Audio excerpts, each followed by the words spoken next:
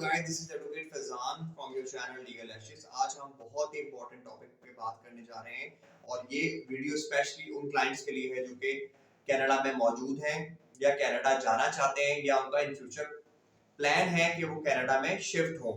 देखिए जी, जब भी आप कनाडा में शिफ्ट होने की बात करते हैं तो डिफरेंट इमिग्रेशन पैरामीटर्स को देखते हैं कि कौन कौन से पैरामीटर्स हैं या कौन कौन सी चीज़ों को हमने एलिमेंट्स को देखकर हमने वहां पर शिफ्टिंग की प्लान करनी है। लेकिन साथ साथ हमारे दिमाग में ये भी सवाल आता है कि देन कि हमारे पास जब शिफ्टिंग के बाद हमारे बच्चों को वहां पर क्या कैरियर होगा, कौन कौन से बेनिफिट्स हमारे बच्चे एंजॉय कर सकेंगे अगर वो कनाडा में शिफ्ट होते हैं। तो जब भी बेनिफिट्स, वैसे तो मल्टीपल बेनिफिट्स हैं, लेकिन वहां की जो मेजर बेनिफिट्स जो वहां की गवर्नमेंट देती है अपने चिल्ड्रंस को, तो वो है सीसीबी बेनिफिट जो कि कैनेडियन चाइल्ड बेनिफिट्स कहलाते हैं। अब सवाल ये आ जाता है कि जब भी सीसीबी बेनिफिट्स की बात होती है तो क्वेश्चन जो सब्सटेंशियल और प्राइमरी क्वेश्चन आता है क्लाइंट्स के दिमाग में कि सर अगर लेट सपोज ये बेनिफिट मिल रहे हैं तो ये कौन सी अथॉरिटी होगी जो हमें बेनिफिट्स देगी। देखिए जी, यहाँ पर एक इसका जवाब ये है कि वहां पर सीआरए एक अथॉरिटी होती है जो कैनेडियन रेवेन्यू अथॉरिटी होती है, जो कि एक्चुअली कहलाती है कैनेडियन रेवेन्यू एजेंसी। ये कैनेडियन रेवेन्यू एजेंसी कुछ पैरामीटर्स को देखते हुए, कुछ रिक्वायरमेंट्स को, एलिजिबिलिटी क्राइटेरिया को देखते हुए एप्लीकेंट्स जिन्होंने अप्लाई किया है कैनेडियन चाइल्ड बेनिफिट्स के लिए, उनको ये चीजों को फुलफिल करना पड़ता है। तो वंस जो रिक्वायरमेंट या एलिजिबिलिटी क्राइटेरिया फुलफिल हो जाता है तो उन पेरेंट्स को सीसीबी बेनिफिट्स ग्रांट कर दिए जाते हैं उनके पर्टिकुलर स्पेसिफिक बच्चों के लिए। अच्छा, अब वो एलिजिबिलिटी क्राइटेरिया क्या है, हम क्विकली उस पर आ जाते हैं। देखिए जी, आप जब भी एप्लीकेंट बनेंगे तो आपके नंबर 1 ये कि आप कैनेडियन सिटीजन होना चाहिए, ठीक है। नंबर 2, आप परमानेंट रेजिडेंस होने चाहिए वहां के। अगर आप कैनेडियन सिटीजन नहीं है तो आप परमानेंट रेजिडेंस होने चाहिए। अब सवाल यह आता है कि what are the definition of permanent residence और कैनेडियन सिटीजन।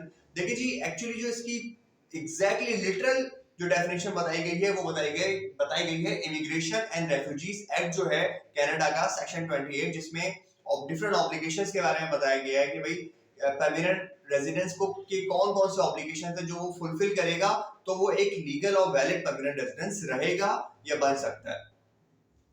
अब पहला क्राइटेरिया तो आपका आगे कैनेडियन सिटीजन। नंबर 2 आपकी पीआर रेजिडेंसी। अब पीआर रेजिडेंसी जैसे ही एलिजिबिलिटी क्राइटेरिया की बात की जाती है पीआर रेजिडेंसी के लिए, तो आपके पास मखसूस कुछ पैरामीटर्स को आपने फॉलो करना है तो आप वहां के परमानेंट रेजिडेंस रहते हैं।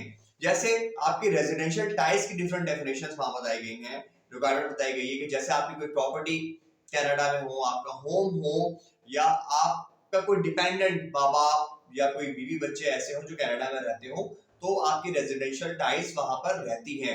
लेकिन बहुत सारे लोगों के अंदर सवाल ये भी आता है कि कहीं ऐसा ना हो कि रेजिडेंशियल टाइज हमारी टूट जाए हमारे किसी एक्ट से। देखिए जी, बिल्कुल हमने ख्याल रखना है कि हमारी रेजिडेंशियल टाइज नहीं टूटनी चाहिए, लेकिन अगर लेट सपोज सवाल आते हैं कि आप आउट ऑफ द स्टेट जाते हैं अक्सर और बेशतर, कुछ अरसे के लिए पाकिस्तान आ गए, इंडिया आ गए, बांग्लादेश आ गए 1 महीने के लिए, तो आप टेम्पररी गए कनाडा से आउटसाइड, तो वो आपकी रेजिडेंशियल टाइज टूटे नहीं जाएंगे। इसके अलावा आप वेकेशन पे गए 15 दिन के लिए, 20 दिन के लिए एशियन कंट्रीज में या किसी और यूरोप के दूसरे स्टेट्स में, तो आपके रेजिडेंशियल टाइज तब भी नहीं टूटेंगे।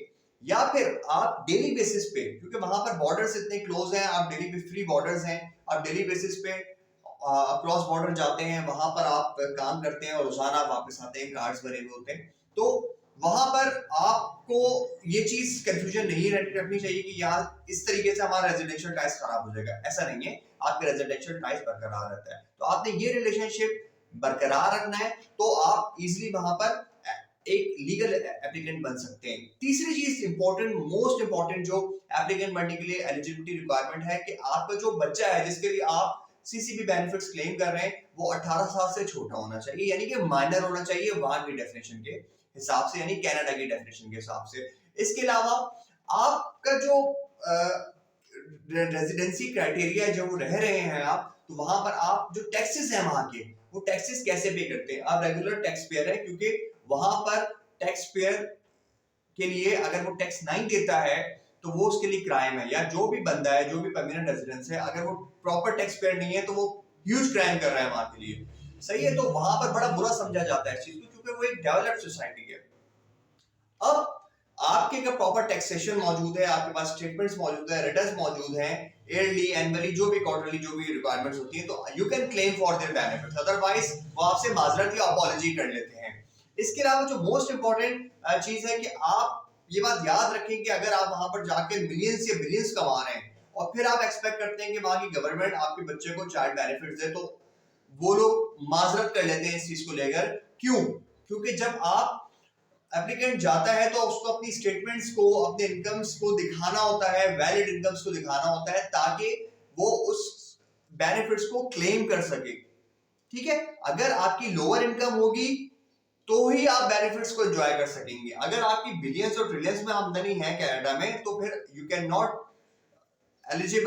B eligible for the basic criteria और eligibility criteria of CCP benefits.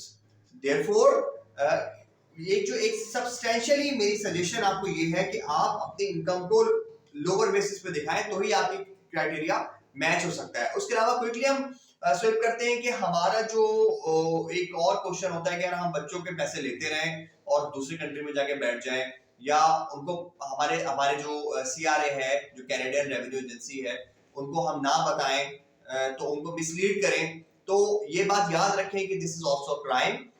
आप मेजर रीजन ये है कि you must be primarily responsible for your child.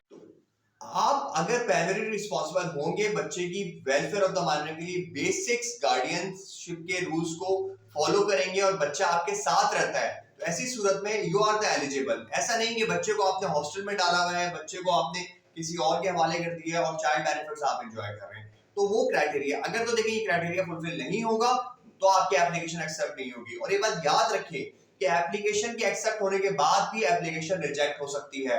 मैं अपनी सेकंड वीडियो में उन चीजों को बताऊंगा, उन क्राइटेरिया को बताऊंगा जिसके थ्रू आप कंप्लेन कर सकते हैं कि कोई बंदा गवर्नमेंट को डिसीव कर रहा है, डिसेप्शन कर रहा है, मिसरिप्रेजेंट कर रहा है और वो बेनिफिट्स दे रहा है कैनेडियन सिटीजंस को। ठीक है जनाब, इंशाल्लाह आपके पास कोई और क्वेश्चंस हो, सवालात हो, डिस्कशन हो, तो आप कमेंट्स में हमें बताइए ताकि हम बेहतर से बेहतर वीडियो आपके लिए बना सकें।